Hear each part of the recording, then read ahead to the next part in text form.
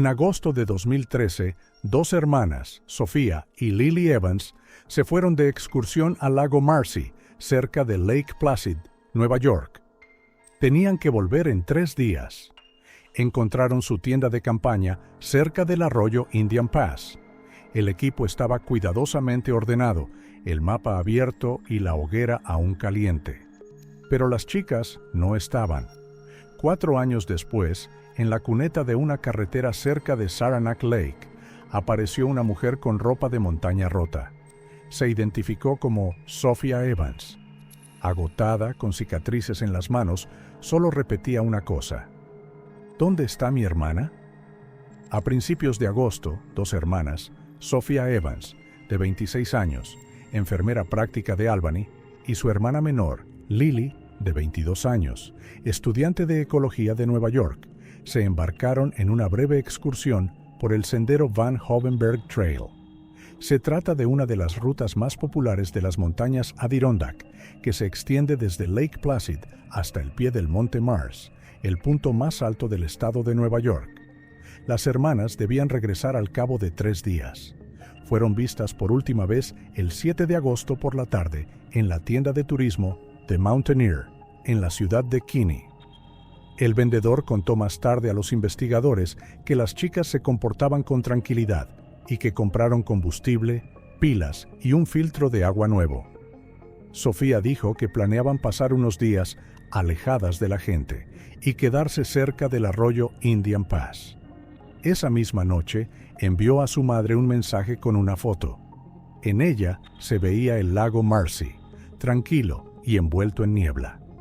Esa fue la última señal de vida de las hermanas Evans. Cuando el 9 de agosto no regresaron a casa, la familia se puso en contacto con la policía.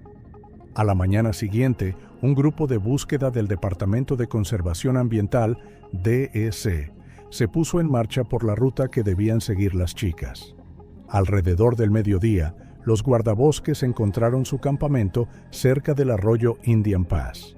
La escena parecía tranquila y al mismo tiempo inquietante. No había rastros de lucha ni desorden. La tienda de campaña estaba en pie, los sacos de dormir desplegados, las mochilas abiertas, pero las cosas que había dentro seguían en su sitio. Junto a la hoguera yacía una pulsera de hilo rojo rota que, según la madre, Lily llevaba desde pequeña. Los policías fotografiaron el lugar, restringieron el acceso y comenzaron un minucioso registro. No había huellas en el suelo, solo marcas borrosas de zapatos que se perdían a unos metros del campamento. La lluvia que cayó esa noche borró la mayoría de las huellas. Tampoco se encontraron rastros de animales o personas extrañas. Las hermanas no tenían teléfonos en el campamento, pero los cargadores estaban en las mochilas. Parecía que simplemente habían salido de la tienda y no habían regresado. La operación de búsqueda comenzó de inmediato. Al día siguiente, un helicóptero DEC equipado con un escáner infrarrojo sobrevoló la zona de la montaña Ampersand. En tierra trabajaban decenas de voluntarios, guardabosques y adiestradores con perros. Revisaron senderos, valles y antiguas cabañas de cazadores. Durante 5 días, inspeccionaron más de 30 millas cuadradas de terreno montañoso. Por la noche, los rescatistas colocaban balizas con la esperanza de que las chicas vieran la luz y salieran a la carretera. Pero no se recibió ninguna señal. Al 6º día de búsqueda, solo encontraron pequeñas pistas. Un envoltorio de plástico de una barrita energética a 1 milla del campamento. Los expertos confirmaron que era del mismo tipo que las hermanas habían comprado en la tienda The Mountaineer, pero no había huellas dactilares. Cerca de allí, un perro siguió un rastro que se extendía hasta un barranco junto a un arroyo, pero se detuvo junto a una roca, donde el sendero se interrumpía. Al 9º día, se redujeron las búsquedas. El sheriff del condado de Essex señaló en su declaración que probablemente las hermanas se perdieron o sufrieron un accidente. Sin embargo, los turistas experimentados lo negaron. La ruta de Van Hoevenberg no es muy difícil y el tiempo esos días era tranquilo. No hubo tormentas, avalanchas ni deslizamientos que pudieran explicar su desaparición. Después de 2 semanas, la operación se dio por concluida oficialmente. El caso se clasificó como desaparición sin rastro. Para la policía, se trataba de otra trágica historia de turistas perdidos que nunca serían encontrados. Pero para la familia Evans, todo parecía diferente. El padre de las chicas, un antiguo bombero de Albany, exigió que se continuara con la búsqueda. Afirmaba que el campamento parecía demasiado estéril, como si alguien hubiera colocado las cosas a propósito para dar una impresión de orden. La madre insistía en que Sofía nunca se habría alejado sin el mapa que encontraron abierto sobre una roca cerca de la hoguera. Pero ninguna de sus peticiones sirvió de nada. En octubre de 2013, el caso se cerró definitivamente y los nombres de Sofía y Lily Evans se incluyeron en la base de datos nacional de personas desaparecidas. Las nieves invernales cubrieron el lugar de su campamento. Solo los cazadores locales, al pasar por allí, notaban a veces cosas extrañas. Huellas de antiguas hogueras donde oficialmente no debía haber nadie, y, según ellos, se oían gritos breves en el bosque por la noche.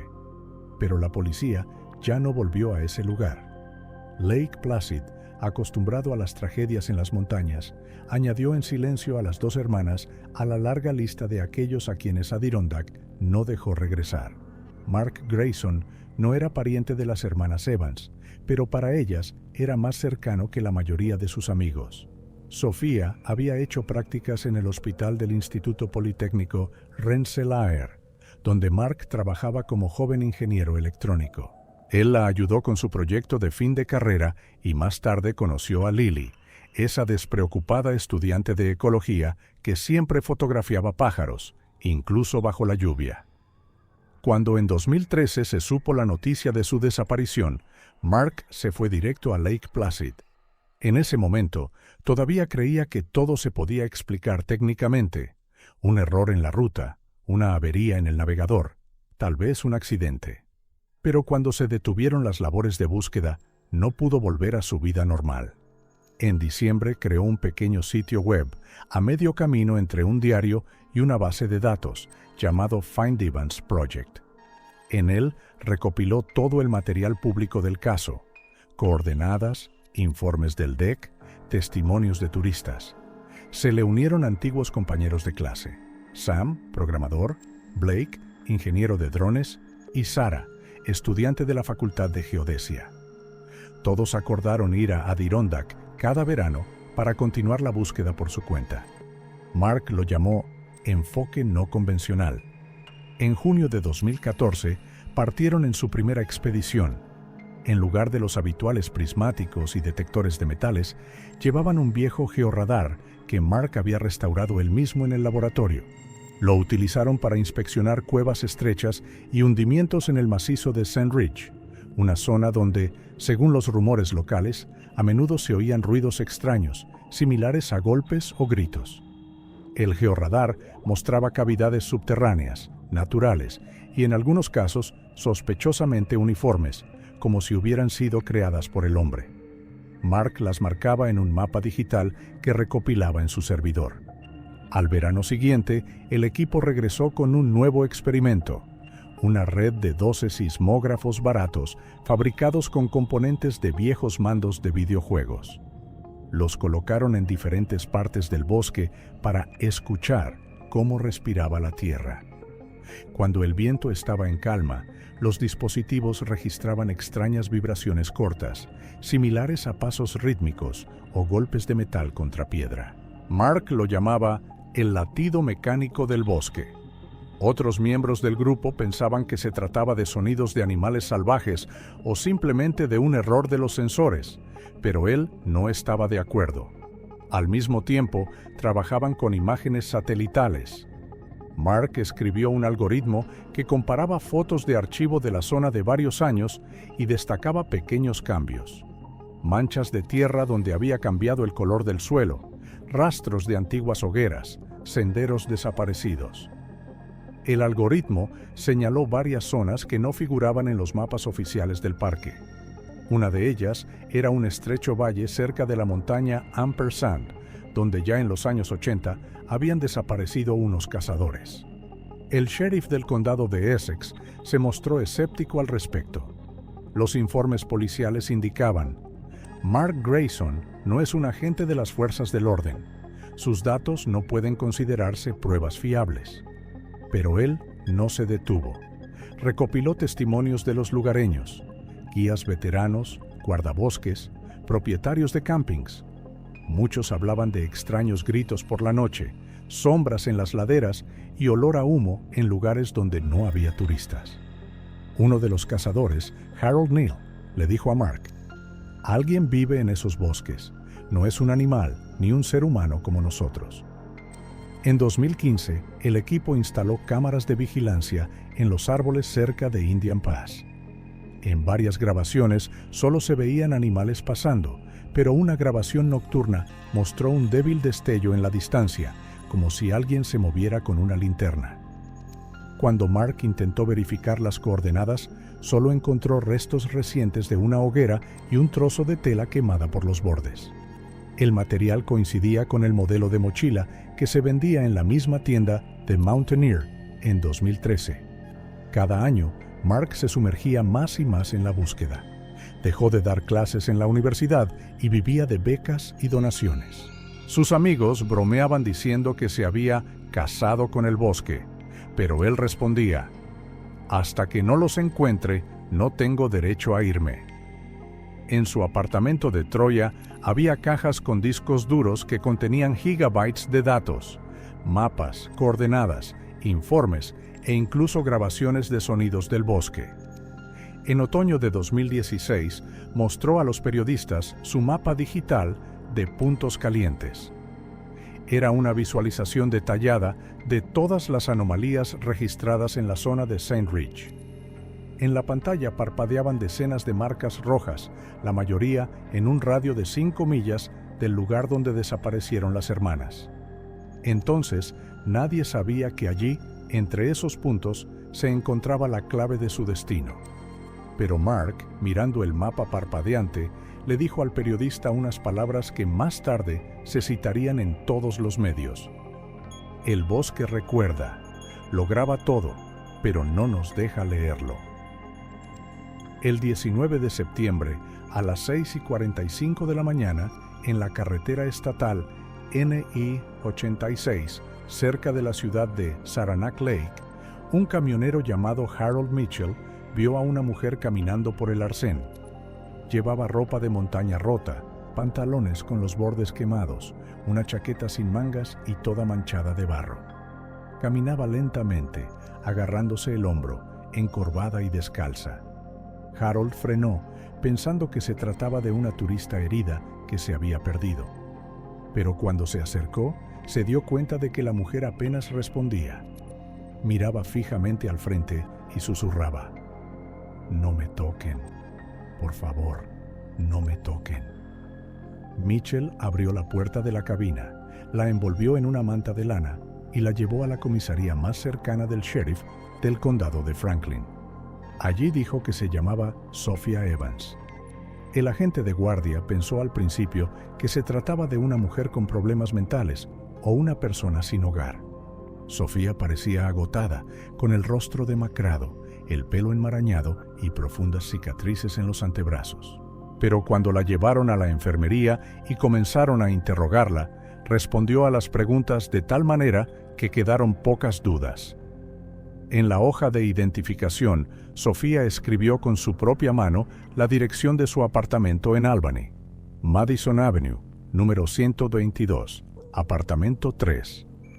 Indicó el número de la póliza de seguro de su padre, dio los nombres de sus amigos del colegio, la fecha de nacimiento de su hermana y describió la cocina de su casa con todo detalle.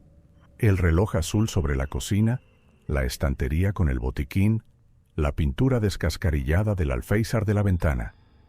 Todo coincidía con los datos de la desaparecida Sophia Evans, de la que no se sabía nada desde hacía 4 años. La policía se puso en contacto con el departamento de Albany, donde la familia Evans seguía viviendo. A las pocas horas, la madre reconoció a su hija por una foto tomada en la comisaría. Sus palabras quedaron reflejadas en el acta. Es ella. Dios mío, es mi Sofía. Mientras se informaba oficialmente a la familia, Sofía fue trasladada al hospital de la ciudad de Malone. Los médicos constataron un fuerte agotamiento, deshidratación, falta de vitaminas y numerosas cicatrices antiguas en el cuerpo. Pesaba poco más de 100 libras y no podía mantener los ojos abiertos durante mucho tiempo debido a la luz. Según los médicos, su organismo se encontraba en un estado de estrés crónico, típico de las personas que han pasado años en aislamiento o cautiverio. Cuando le preguntaron dónde había estado, Sofía se quedó callada al principio. Luego, unos días después, solo dijo una frase que quedó registrada en el informe. Pensábamos que eran cazadores, pero no son de este mundo. Los médicos decidieron no presionarla. El psiquiatra George Mason señaló en su conclusión: la paciente se encuentra en un estado de amnesia traumática profunda. Su memoria conserva fragmentos de los acontecimientos, pero no puede relacionarlos en una secuencia. El primero en acudir a verla fue Mark Grayson. Se enteró de la existencia de la mujer del bosque por un periodista local y se dirigió inmediatamente al hospital. Cuando entró en la habitación, Sofía miraba por la ventana, apretando entre sus manos un vaso de plástico con agua. Al verlo, dijo en voz baja: «¿Has venido?». Lo reconoció, aunque habían pasado 6 años desde la última vez que se vieron. Mark recordaba que su voz era suave, como quebrada, y sus ojos vacíos, como los de alguien que ha visto algo inexplicable. Esa misma noche, la policía confirmó oficialmente la identidad de Sofía Evans. El portavoz del Departamento del Condado de Franklin declaró: la identidad de la mujer ha sido confirmada por pruebas de ADN y datos familiares. Se trata de Sofía Evans, desaparecida en agosto de 2013. Su estado es estable. La noticia se difundió rápidamente por los medios de comunicación locales, y los periodistas la calificaron como el regreso de entre los muertos. Sin embargo, las verdaderas preguntas apenas comenzaban. 4 años en una zona salvaje, sin documentos, sin rastro de vida. Parecía imposible. La policía supuso que podría haber entrado en una secta o haber sido secuestrada. Pero nadie explicaba cómo había sobrevivido sin dejar rastro. En el hospital, Sofía fue trasladada a una habitación individual. En la puerta había un cartel que decía «Sin visitas». Por la noche, las enfermeras informaban de que a menudo se despertaba con pesadillas, gritaba y se agarraba a la pared, como si estuviera huyendo de algo. En uno de los sueños que describió durante la psicoterapia, aparecían personas con pieles y fuego bajo tierra. Mientras tanto, el sheriff Thomas Kelly, que en su día había cerrado el caso, lo reabrió. Ordenó revisar los antiguos materiales, en particular los mapas de Mark Grayson, que ahora cobraban un nuevo sentido. El informe decía: las declaraciones de Sofía Evans, si se confirman, pueden indicar la existencia de un grupo de personas que actuaban en el bosque de la zona de St. Rich. A los pocos días, aparecieron periodistas de Nueva York cerca del hospital. Los reporteros esperaban al menos una palabra, pero Sofía guardó silencio. Solo a Mark le dijo: «No recuerdo cómo salí. Simplemente caminé y el bosque terminó». Para la policía, esto fue el comienzo de una nueva investigación. Para ella, un intento de volver a un mundo en el que todo parecía artificial, ruidoso y extraño. Sofía seguía siendo testigo vivo de lo que había sucedido en las montañas Adirondack, pero cada una de sus cicatrices decía más que ella misma. Los primeros días después de su regreso, Sofía apenas hablaba. Le daba miedo la oscuridad y pedía que dejaran las luces encendidas incluso durante el día. Solo una semana después, cuando los médicos le permitieron tener breves encuentros con el psiquiatra y el investigador, empezó a recordar. Su voz era suave y entrecortada. Las enfermeras no llamaban a estas sesiones interrogatorios, sino confesiones. Dijo que todo había sucedido por la noche, en agosto de 2013. Ella y Lily ya se estaban acostando cuando oyeron un ruido procedente del bosque. Pasos, voces roncas. Luego se oyó un relincho, como el de un animal. Sofía salió de la tienda pensando que era un ciervo, y en ese mismo instante, alguien con una máscara de cráneo de ciervo se abalanzó sobre ella. Le arrebataron la linterna de las manos y todo se sumió en la oscuridad. Solo tuvo tiempo de gritar el nombre de su hermana. Cuando recuperó el conocimiento, ya estaban lejos del campamento. Tenían las manos y los pies atados con cuerdas de corteza. A su alrededor había varias figuras con pieles de animales, con los rostros ocultos bajo máscaras con cuernos. Sofía oía a Lily rezando en voz baja. Las llevaron cuesta arriba, a través de un espeso bosque, durante más de 2 horas. Finalmente, las llevaron a una fosa escondida bajo las raíces de los árboles, al pie de una montaña sin nombre. Allí, en la oscuridad, olía a humedad y tierra. Era un refugio subterráneo excavado en la arcilla, con el techo sostenido por troncos. Allí los mantuvieron cautivos. Sofía dijo que al principio pensó que se trataba de unos fanáticos locos de una secta de supervivencia, pero muy pronto se dio cuenta de que esas personas no eran simplemente salvajes. Vivían según sus propias leyes que llamaban purificación. Su líder, un hombre llamado Elijah, tenía el porte de un exmilitar, espalda recta, pelo corto, ojos fríos. Decía que había servido en Fort Drum y que había visto cómo la gente se destruía a sí misma. Ahora, según él, había llegado el momento de volver a la naturaleza, al equilibrio primitivo. Cuando le preguntaron por qué habían elegido precisamente a las hermanas, Elijah respondió: «Sois el símbolo de lo que el mundo ha perdido. La sangre y el linaje son lo último que queda puro».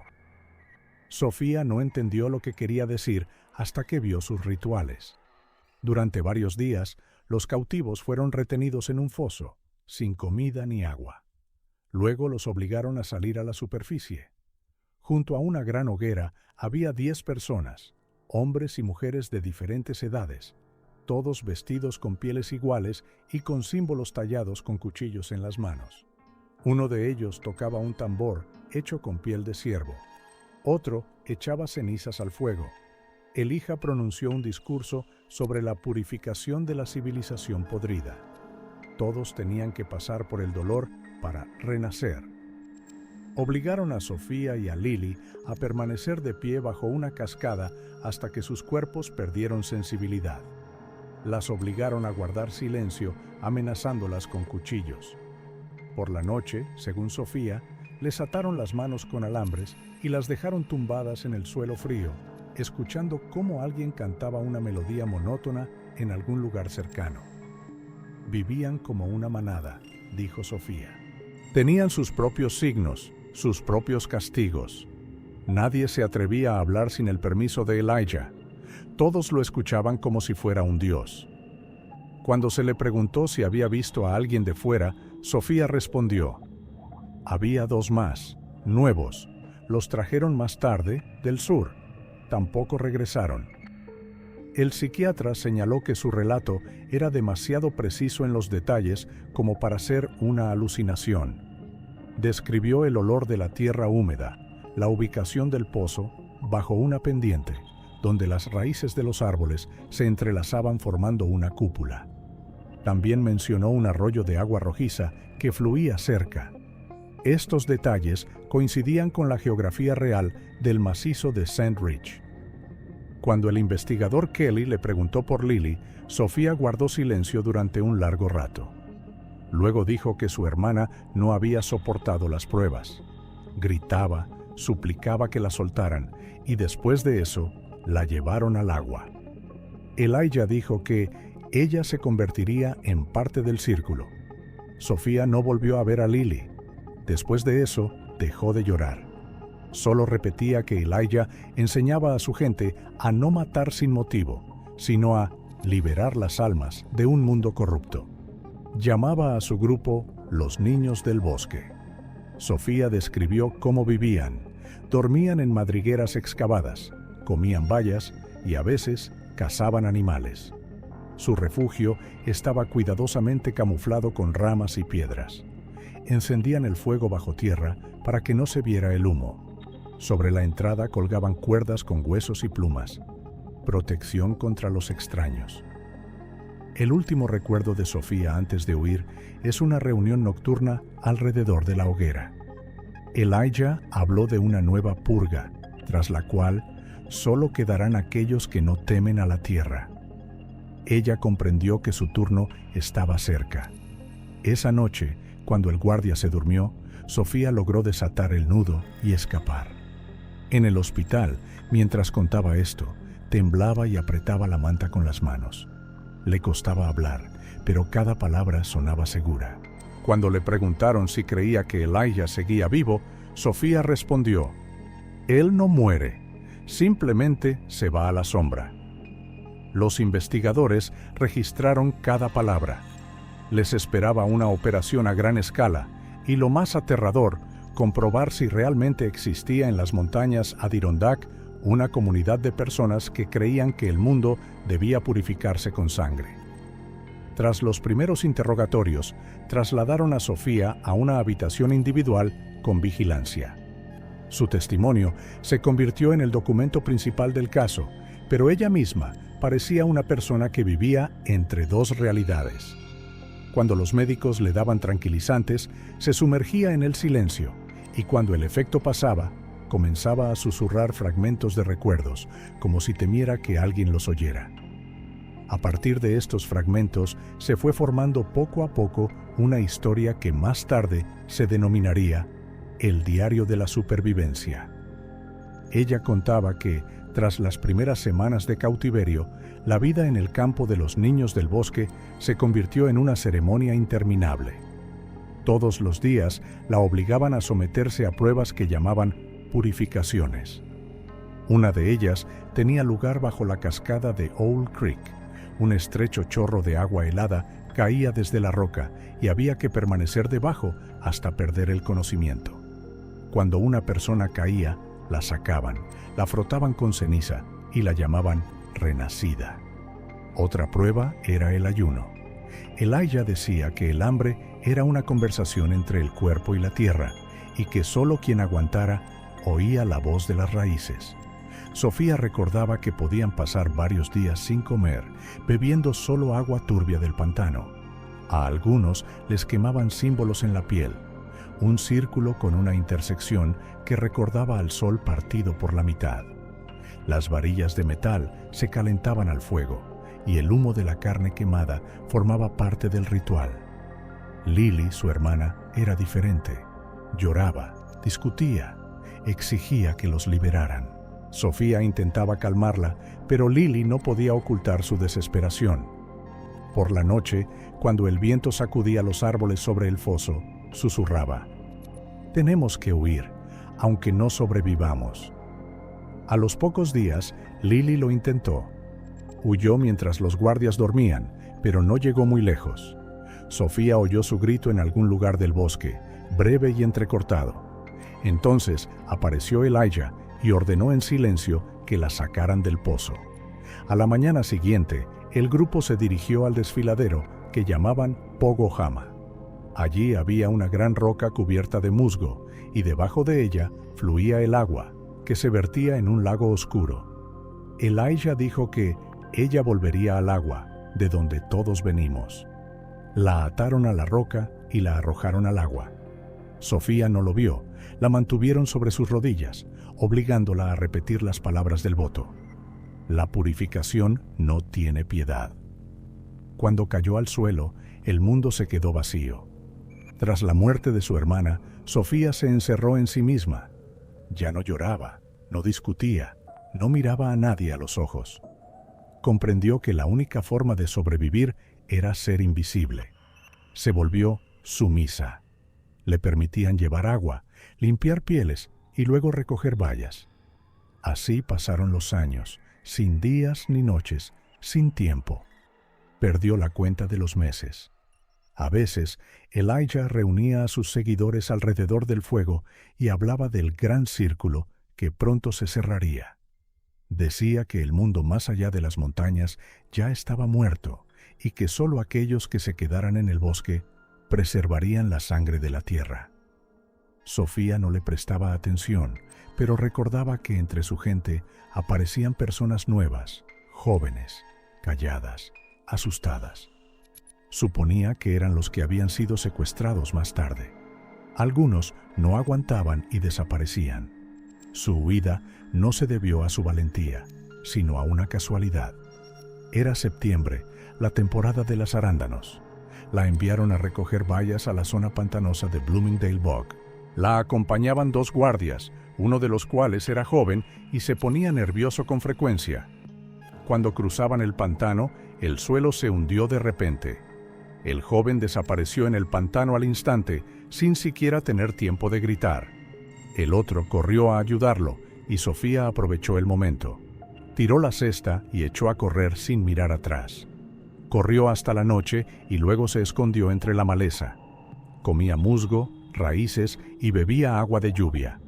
Su cuerpo estaba agotado, sus piernas cortadas por las piedras, pero el miedo la impulsaba a seguir adelante. Caminó durante varios días sin saber en qué dirección iba, guiándose solo por el ruido de la carretera, que a veces llegaba desde lejos. Cuando finalmente salió del bosque, la luz de los coches la cegó. Cayó en la cuneta de la carretera, cerca de Saranac Lake. Más tarde, ya en el hospital, repetía que no recordaba cómo había recorrido esos kilómetros. Solo una cosa se le quedó grabada en la memoria: el sonido de un tambor que resonaba en algún lugar detrás de ella, mucho tiempo después de que huyera. Marcaba el ritmo, lento, como el corazón de la tierra que no quería dejarla marchar. Para los investigadores, ese fue el momento culminante. Sofía no solo había sobrevivido, sino que también había confirmado la existencia de una comunidad real que operaba en los bosques. Cuando compararon sus palabras con los datos del mapa de Mark Grayson, quedó claro que su ruta de huida había pasado por los mismos lugares que él llamaba puntos calientes. Esa noche, cuando contó la muerte de su hermana, se hizo un silencio total en la sala. Sofía miró por la ventana y solo dijo una cosa: Lily no se ahogó, se quedó con ellos. El agua la acogió. Una semana después de la aparición de Sofía Evans en la carretera cerca de Saranac Lake, la oficina del sheriff del condado de Franklin anunció el inicio de una operación especial. El caso, que se había cerrado 4 años antes por falta de pruebas, cobró de repente un nuevo impulso. El testimonio de Sofía, detallado, con referencias precisas, nombres de arroyos, laderas e incluso descripciones de olores, coincidía con los datos que Mark Grayson había recopilado en su mapa digital de puntos calientes. Mark llega al cuartel general, instalado en un antiguo hangar cerca de St. Rich. Trae consigo un ordenador portátil, un disco duro externo e impresiones de mapas con sus propias marcas, puntos rojos que ha ido colocando a lo largo de los años. Al compararlos con los lugares que Sofía mencionó en su confesión, se observa una coincidencia sorprendente. Los puntos se superponen casi a la perfección. El investigador Kelly ordena formar 5 grupos de búsqueda. El 24 de septiembre de 2017, al amanecer, una columna de jeeps se dirige hacia la zona de St. Rich. Con ellos van adiestradores caninos, criminalistas, zapadores, 2 geólogos y el propio Mark, como consultor. El bosque los recibe con niebla y frío. Las ramas están cubiertas de escarcha y el suelo bajo sus pies se hunde, como si ocultara algo vivo. Las primeras horas de búsqueda no dan resultado. Pero al mediodía, uno de los grupos llega al lugar donde, según Sofía, estaba la cascada que habla, Owl Creek. Al acercarse a ella, los perros comienzan a ponerse nerviosos y se percibe un olor a humo en el aire. Bajo la roca, detrás de la maleza, encuentran un hoyo de unos 3 metros de diámetro, reforzado con troncos. En su interior hay restos de soportes de madera, ramas quemadas, trozos de piel y un recipiente de barro con sedimentos negros secos. A unos metros del hoyo hay un círculo de piedra formado por decenas de cantos rodados. Algunos tienen marcas de hollín, otros tienen marcas de cuchillo, como si se hubiera cortado carne con ellos. En el suelo hay cenizas, huesos de animales y un cuchillo oxidado. Los forenses registran cada detalle. Las fotografías se envían al cuartel general y cuando le muestran una de ellas a Sofía en el hospital, ella reconoce el lugar de inmediato. Allí estuvimos de noche, allí comenzó la limpieza. Los buscadores continúan adentrándose en el bosque. A 200 metros del círculo encuentran una cabaña semiderruida. La entrada está camuflada con ramas y musgo. En el interior hay restos de madera del suelo, restos de comida, huesos de animales pequeños y en la pared, tallado con un cuchillo, un símbolo, un círculo dividido por la mitad, el mismo que describió Sofía. Sobre la entrada cuelgan máscaras de cráneos de ciervo, 2 grandes y una más pequeña. En los cuernos hay sangre seca. Los expertos también encuentran rastros de vida cotidiana, viejas tazas de metal, bidones, fragmentos de uniformes militares con etiquetas en las que aún se puede leer parte del apellido: Graves. Así se llamaba el hombre al que Sofía llamaba Elijah. Al día siguiente, llega al área un destacamento adicional, una unidad de fuerzas especiales de Albany. Se bloquea el área alrededor de Owl Creek. No se permite el acceso a los periodistas. La operación recibe el nombre en clave de Silent Ridge. La misión es encontrar al resto de los cómplices y cualquier rastro de restos humanos. Al tercer día de búsqueda, se ve humo en uno de los barrancos. Cuando llegan allí, encuentran un campamento abandonado, 3 cabañas construidas con troncos y una gran hoguera que alguien intentó apagar apresuradamente. Junto al fuego hay zapatos viejos, latas de conservas y un casco infantil de estilo militar.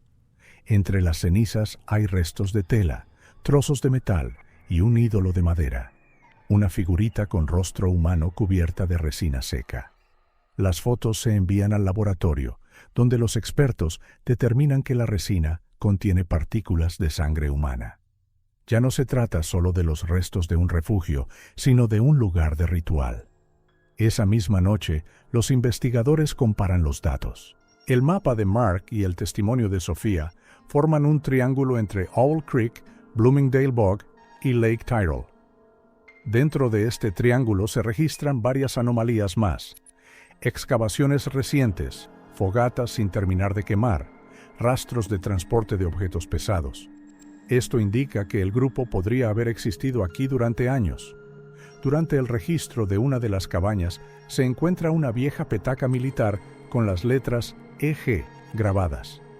En su interior hay un líquido seco con un olor fuerte. El análisis químico revelará que se trata de una mezcla de alcohol y ceniza, uno de los componentes utilizados en los rituales de purificación. El informe del sheriff indica: el lugar parece haber sido abandonado hace no más de unos meses. Algunas hogueras aún están frescas y se han encontrado huellas de zapatos de diferentes tamaños en el suelo. Esto significa que parte del grupo podría haber permanecido en el bosque incluso después de la fuga de Sofía. Mark, que estaba junto al hoyo excavado, le dijo al periodista que había acudido al lugar para asegurarse de que era real y no una hipótesis obsesiva suya. Sus palabras se incluyeron en el informe final. Lo que buscábamos como una anomalía digital resultó ser un verdadero foco de maldad. El bosque guardaba silencio, pero nosotros oímos su eco. Después de una semana de trabajo, se inspeccionó completamente el área. Se recogieron más de 100 pruebas materiales, fragmentos de huesos, tejidos, muestras de suelo. Una parte se envió al laboratorio de Albany y el resto al FBI. Se declaró oficialmente que se habían encontrado elementos que podrían indicar la comisión de asesinatos rituales. La operación en St. Ridge finalizó el 1 de octubre.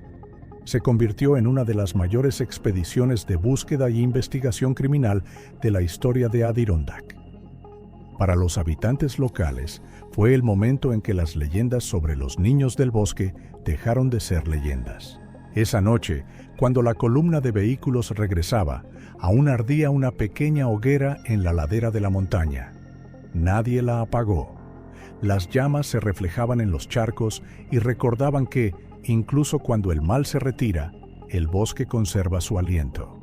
Primeros días de octubre de 2017. El otoño en las montañas Adirondack llega silenciosamente. El aire se vuelve más denso, el agua más fría y las hojas se sumergen en sus propias sombras. Fue entonces cuando los buzos del Departamento de Protección Ambiental comenzaron a inspeccionar el lago Lake Tyrrell, un pequeño embalse en el macizo de St. Rich que Sofía mencionó en su confesión. Según ella, fue allí donde terminó la vida de su hermana. El 4 de octubre, a las 9 de la mañana, un grupo de 4 buzos se lanzó al agua. El lago era poco profundo, solo unas pocas decenas de pies en su punto más profundo, pero el fondo estaba cubierto de lodo y densas algas. Una hora después de comenzar el trabajo, uno de los buzos encontró una sombra oscura entre el limo. Cuando levantó su linterna, bajo la capa de algas apareció un cráneo humano. Junto a él había fragmentos de tela y una cuerda que se extendía hasta una gran roca. El rescate duró varias horas. Se sacó a la orilla un esqueleto parcialmente conservado, restos de ropa y cierres metálicos de una mochila. Cuando los forenses limpiaron los huesos del lodo, se vio que en las pantorrillas y las muñecas quedaban fibras de la cuerda, atadas con fuerza, como esposas. El sheriff Thomas Kelly trabajó en el lugar. En su declaración dijo: "No sacamos conclusiones, pero todo apunta a que se trata de un atado antes del ahogamiento". Las muestras se enviaron para su análisis de ADN al laboratorio de Albany. 3 días después, el 7 de octubre, los resultados confirmaron que los restos pertenecían a Lily Evans. El análisis de coincidencias fue del 100%. Sofía, al enterarse de esto, pasó en silencio la hoja con los resultados y solo susurró: "Al fin y al cabo, ella está aquí". Este hallazgo supuso un punto de inflexión en la investigación. Por primera vez, la policía no solo tenía testimonios, sino también pruebas irrefutables del asesinato. Por iniciativa del fiscal del distrito, el caso se remitió a un grupo especial de Siracusa que se ocupaba de los grupos religiosos y los delitos cometidos en los parques naturales. Todas las pruebas recopiladas, huesos, trozos de cuerda, etiquetas militares con el nombre E. Graves, se reunieron en una sola cadena. Al mismo tiempo, el FBI publicó un retrato robot del hombre que Sofía describió como Elijah. Pelo corto, pómulos altos, cicatriz en la ceja. La foto apareció en todos los medios de comunicación locales. A los pocos días, la policía comenzó a recibir decenas de llamadas. Algunos afirmaban haberlo visto en Plattsburgh, otros cerca del antiguo aserradero del norte. Ninguna pista se confirmó. La situación cambió el 12 de octubre. En la pequeña ciudad de Tupper Lake, un hombre intentó comprar munición de gran calibre en la tienda de caza Mountain Dick Outfitters. El vendedor se alarmó. El comprador parecía sucio, tenía las manos arañadas y miraba nerviosamente a su alrededor. Cuando le pidieron que mostrara su identificación, salió corriendo. A los pocos minutos, lo detuvieron cerca de allí. En el informe se indica: Tobias Reed, 39 años, antiguo mecánico de Carolina del Norte, sin domicilio fijo. Llevaba consigo un cuchillo, un trozo de cuerda y un medallón casero con un símbolo tallado, un círculo dividido por la mitad.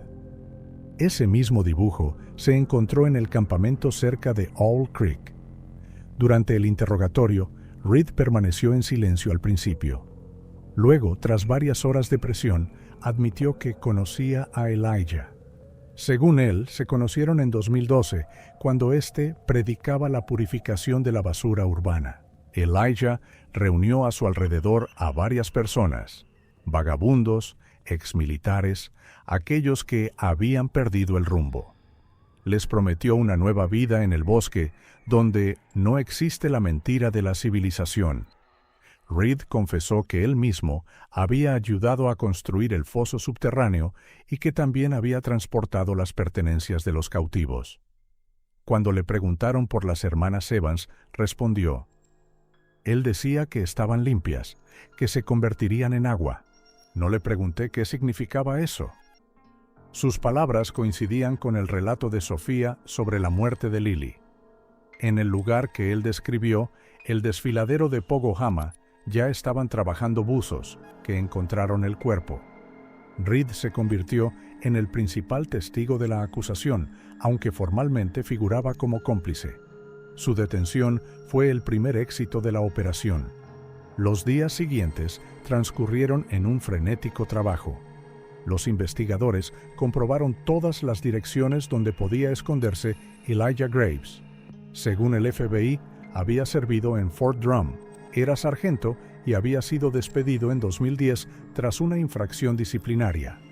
Su informe psiquiátrico mencionaba creencias paranoicas sobre la decadencia moral de la sociedad. La búsqueda duró 3 semanas. Graves fue visto en diferentes condados, en bares, gasolineras, carreteras.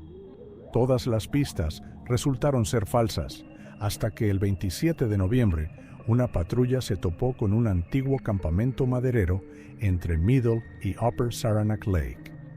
Allí, en un edificio abandonado, entre restos de latas de conservas y objetos militares, encontraron un saco de dormir en el que había un rifle y una máscara hecha con un cráneo de ciervo. Cerca había restos de una hoguera reciente. Por la noche, mientras los policías peinaban la zona, se oyeron disparos. Se produjo un breve tiroteo.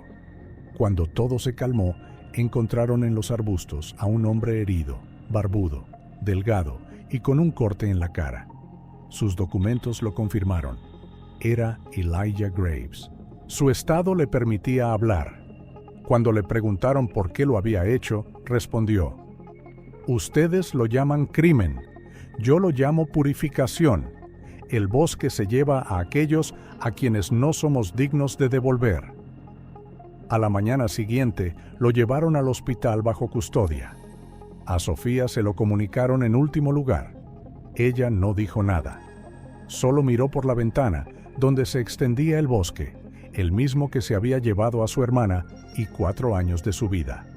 El juicio contra Elijah Graves comenzó en diciembre, solo 3 semanas después de su detención.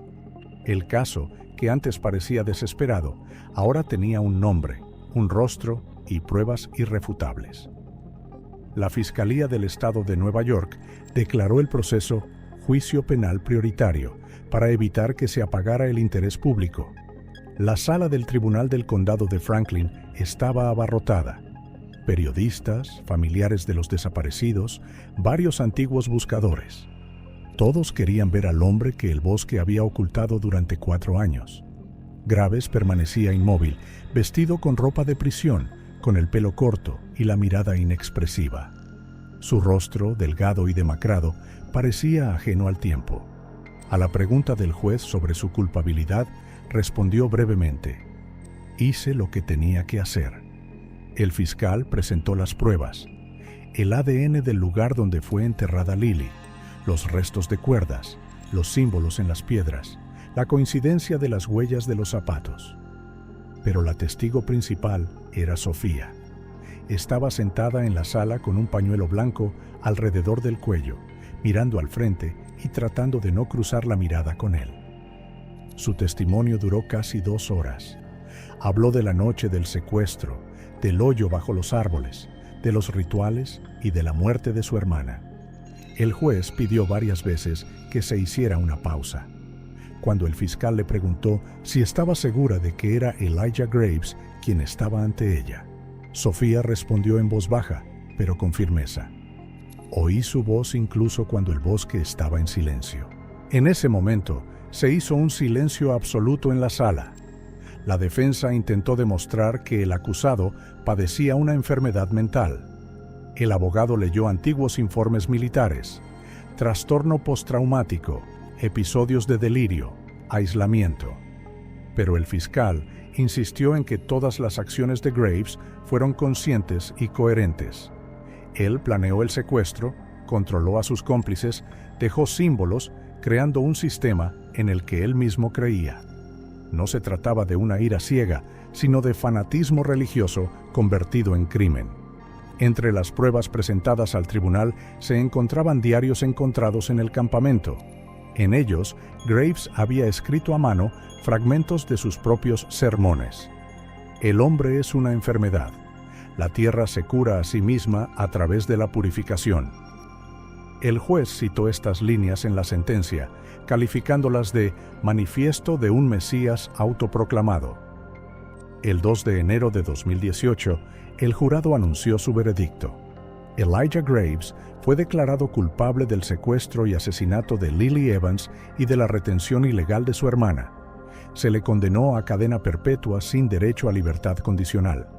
Su cómplice, Tobias Reed, que cooperó con la investigación, recibió una pena de 25 años.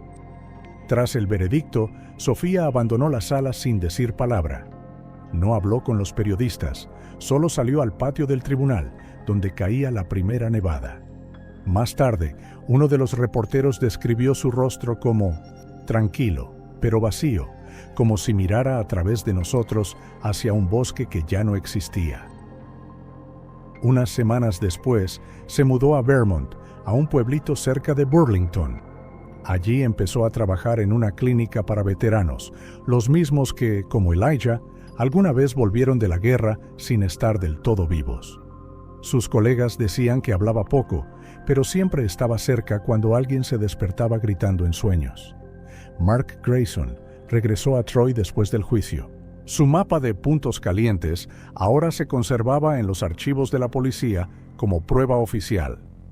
Para él, la historia no terminó con una victoria, sino con el agotamiento. En una entrevista con un periódico local, dijo: «No buscaba un monstruo, buscaba personas, y las encontré, pero demasiado tarde». En primavera cerró el sitio web Find Evans Project. La última entrada decía simplemente: «Los hemos encontrado, que el bosque guarde silencio». El caso de Graves se incluyó en el registro federal como ejemplo de delitos por motivos religiosos en ecosistemas cerrados.